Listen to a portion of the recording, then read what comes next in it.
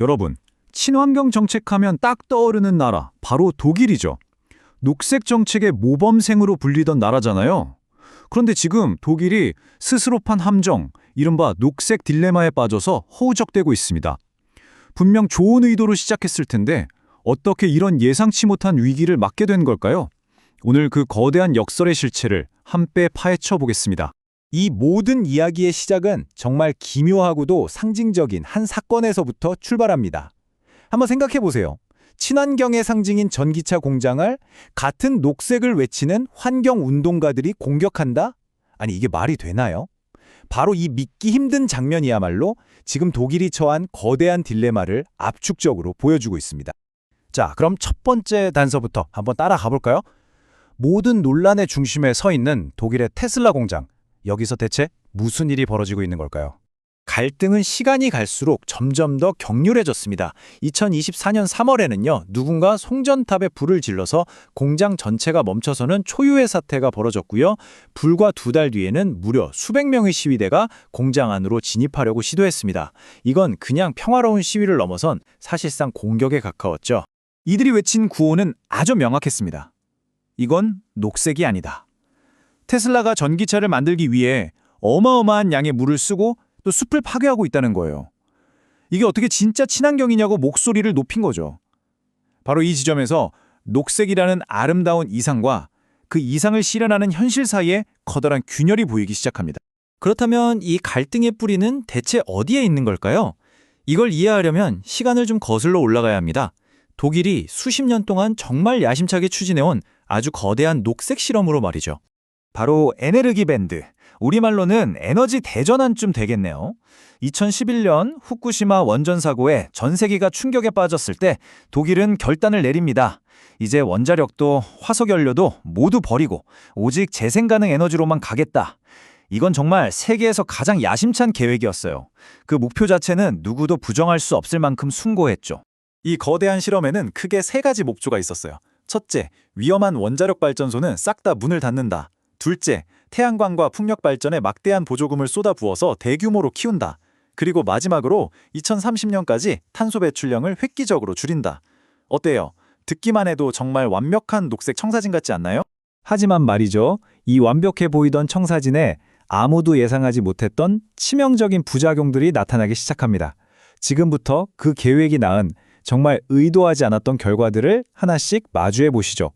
꿈과 현실은 정말 정반대로 흘러갔습니다. 에너지 독립을 꿈꿨지만 현실은 아이러니하게도 러시아산 가스에 더 목을 매게 됐고요.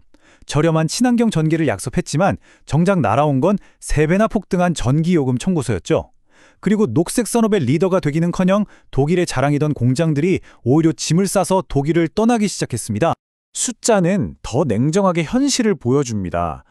전기요금이 무려 3배나 뛰었다는 건데 이게 기업이나 우리 같은 일반 가정에 얼마나 큰 부담이었겠어요. 결국 2025년에는 독일의 에너지 비용이 유럽연합 평균보다 20%나 더 비싼 지경에 이르렀습니다. 이게 마치 도미노 같았어요. 하나가 무너지니까 모든 게 연쇄적으로 와레를 무너진 거죠.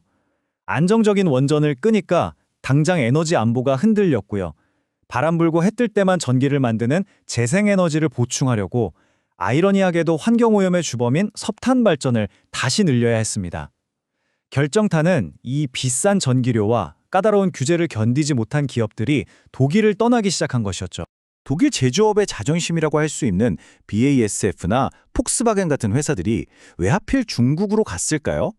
답은 이 표에 명확하게 나와 있습니다. 독일은 에너지 비용은 비싸고 규제는 깐깐한데 중국은 정반대였던 거예요. 저렴한 에너지에 규제도 느슨하고 심지어 정부가 막대한 보조금까지 주겠다고 하니 기업 입장에서는 너무나도 간단한 계산이었던 거죠. 자, 이렇게 독일이 스스로 만든 딜레마에 빠져서 허우적대는 동안 이 기회를 절대 놓치지 않고 파고들어서 가장 큰 이득을 본 플레이어가 등장합니다. 네, 바로 중국입니다. 이 숫자는 정말 충격적입니다. 한번 보세요. 2025년 기준으로 전 세계 태양광 패널 시장의 무려 80%를 중국이 차지했어요. 독일이 그토록 원했던 녹색 산업의 리더 자리가 그냥 통째로 중국 손에 넘어간 겁니다.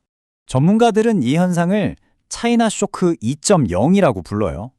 예전에 값싼 중국산 제품 때문에 제조업 기반이 흔들렸던 게 1.0이었다면 이번엔 차원이 다릅니다.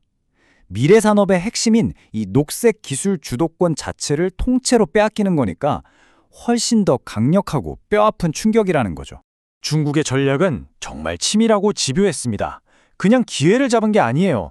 먼저 쿠카로보틱스처럼 어려움에 빠진 독일의 첨단 기술 기업들을 헐값에 사들였고요. 태양광 패널부터 배터리, 히토류까지 녹색 산업에 필요한 공급망 전체를 장악해버렸습니다. 심지어는 자국의 하이브리드 자동차 산업을 지키기 위해서 전 세계적인 전기차 전환 속도를 늦추려는 큰 그림까지 그리고 있죠.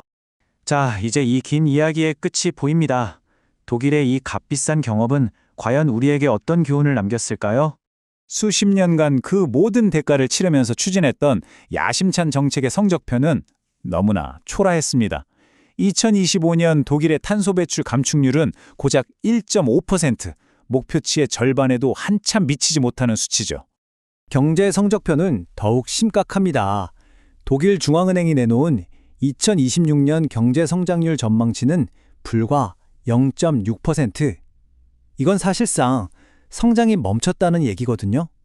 한때 유럽 경제의 엔진이라고 불렸던 독일이 말이죠. 결국 이 모든 역설의 결론은 이겁니다. 현실을 고려하지 않은 순수한 녹색 이상주의가 오히려 자기 발등을 찍고 자국 산업 기반을 무너뜨린 셈이 된 거죠. 그리고 그 빈자리를 경쟁국인 중국이 차지하면서 오히려 더 강하게 만들어줬고요. 가장 큰 아이러니는 지구를 구하겠다는 그 선한 의도가 결과적으로는 전 세계의 친환경 전환 속도를 늦추게 만들었다는 점이에요. 독일의 사례는 우리 모두에게 정말 무거운 질문을 던집니다. 선한 의도를 가진 좋은 정책이 파국적인 결과를 낳지 않으려면 도대체 이상과 현실 사이에서 어떻게 그 아슬아슬한 균형점을 찾아야 할까요?